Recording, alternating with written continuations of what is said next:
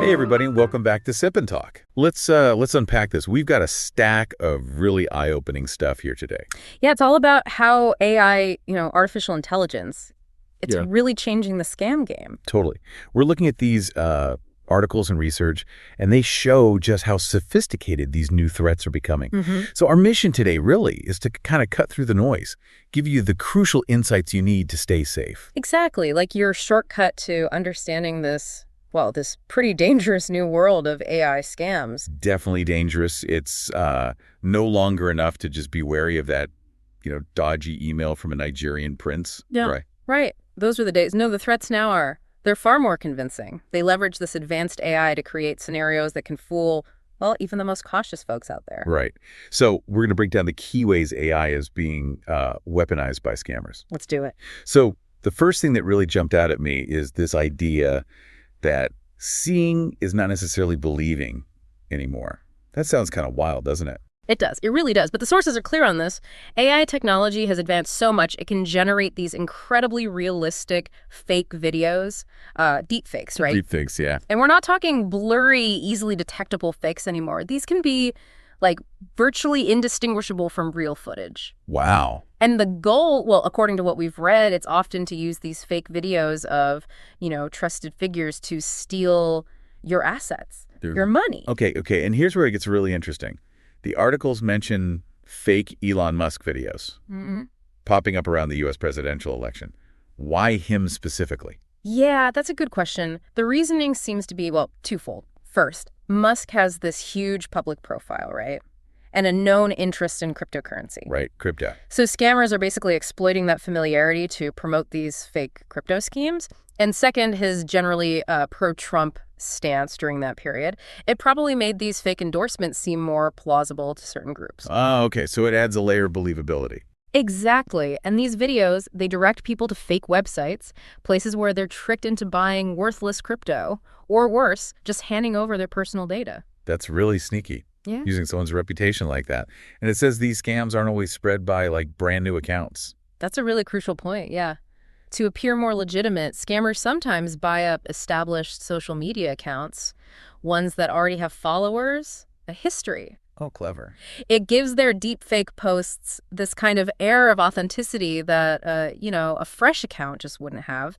And look, it's not just Musk. Even someone like Tim Cook has been targeted with fake AI videos. Wow. So really, no one is safe, even the heads of huge companies. Apparently not. And look, this isn't just a Western thing. Over in Taiwan, several prominent figures, we're talking President Le Ching-te, other well-known personalities, they've had their identities misused in these investment scams too. So the playbook is the same everywhere. Seems like it. The underlying strategy is identical. Leverage the public's trust in these individuals to lure them onto fraudulent investment platforms. So it's all about exploiting that trust, whether it's a tech billionaire or a political leader. But it's not just about seeing things, right? I read something about fake voices, too. That sounds even creepier, actually. It is indeed. Yeah, one of the articles from Who's Call, it highlights the significant evolution of scams thanks to AI-forged voice tech. What's particularly unsettling, really, is how little audio they need. How little? Sometimes as short as 3 seconds. Just 3 seconds of your voice. 3 seconds? That's barely enough to say hello. Yeah. So someone could just grab a tiny clip of your voice and suddenly sound exactly like you. Precisely. And it's not just mimicking the words. The AI can now synthesize and replicate your emotional tone as well. Make it sound like you're scared or upset. Oh, man. The article gives some really disturbing U.S. case studies from last year. In one, a grandmother got a call. Sounded just like her grandson, claiming he needed bail money. Oh, no. Yeah, because the voice was so authentic, the emotional plea so convincing, she sent the money. I could see how that would happen. And in another case, an elderly couple, they were contacted by a fake lawyer and a fake son, claiming the son had been in a car accident, needed immediate funds. Again, the realistic voice it bypassed their skepticism. That's just awful. Preying on people's love for their family like that. It really makes you think. It does. And the common threads in these voice scams are pretty clear. You've got the deep fake voice sounding like someone you know. Then there's the emotional manipulation to override your rational thought. Right. Get you panicked. Exactly. And creating this false sense of urgency so you don't stop and question the situation. But here's a twist you might not expect. Even just interacting with AI directly can be risky. Wait a minute. You mean like talking to ChatGPT? How can that be dangerous? It's just a computer program, isn't it? Well, yes, but one of the sources, an article from XREX, issues this really crucial warning. Even the answers and code generated by AI, like ChatGPT, they need to be carefully verified. Why? What happened? Well, there's this case study involving a user, Rocky.F. He asked ChatGPT to write a trading bot for a crypto platform called Pump.Fun. Okay. Shortly after using the code ChatGPT gave him, this user had, get this, $2,500 worth of crypto stolen right out of his wallet within like 30 minutes. You're kidding me. ChatGPT, the AI that's supposed to be super smart, gave someone code that got them robbed. That appears to be exactly what happened. When he looked into it, Rocky.F found the code had this small, malicious piece hidden inside. It was designed to send his wallet's private key. Which is basically the password to his crypto funds. Exactly. Send it straight to a phishing API website run by the attacker. Once they had that key, his funds were gone. Unbelievable. And what's even more concerning, the attacker's wallet was found to contain over $100,000 in other, potentially illicit crypto. Suggests this wasn't a one-off. Wow. Part of a bigger operation, maybe? Could be. There's even this theory floating around called AI poisoning attacks. The idea is that bad actors could intentionally feed malicious data into AI training models. Yeah. So the AI learns the bad stuff. Right. And then it might inadvertently provide harmful information like malicious code, thinking it's a correct answer. So it's not just AI creating fake people. Yeah. The AI itself could be like compromised or used as a delivery system for scams. That's a whole other level of scary. Yeah. So what can you even do? How do you protect yourself against all this? Yeah, that's the million-dollar question, isn't it? The first line of defense, honestly. It's always critical thinking and just a healthy dose of skepticism. Okay. Like that WhoSkull article emphasizes, if you get a suspicious call, the mantra should be, listen, hang up, verify. Listen, hang up, verify, like that. Yeah. If anyone asks you for money unexpectedly, especially if they're creating that sense of panic or urgency, just take a step back, breathe. Try to contact the real person directly through a number you know is theirs. Right. Don't use the number they called from. Definitely not. Or reach out to another family member, confirm the story. Just don't feel pressured to act immediately. So basically, trust your gut. If something feels off, it probably is. Absolutely. Listen to that little voice. Another helpful tip from WhoSkull, actually, is maybe setting up an anti-fraud password with close family. Like a secret code word. Sort of, yeah.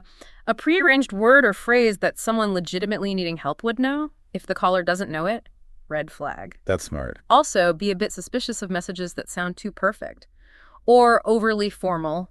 AI-generated text can sometimes lack those, subtle human quirks. Right, it might sound a bit robotic. Could do. Right. And if you are asked to do something based on a video or audio call, don't hesitate to ask for a live video call to verify the person.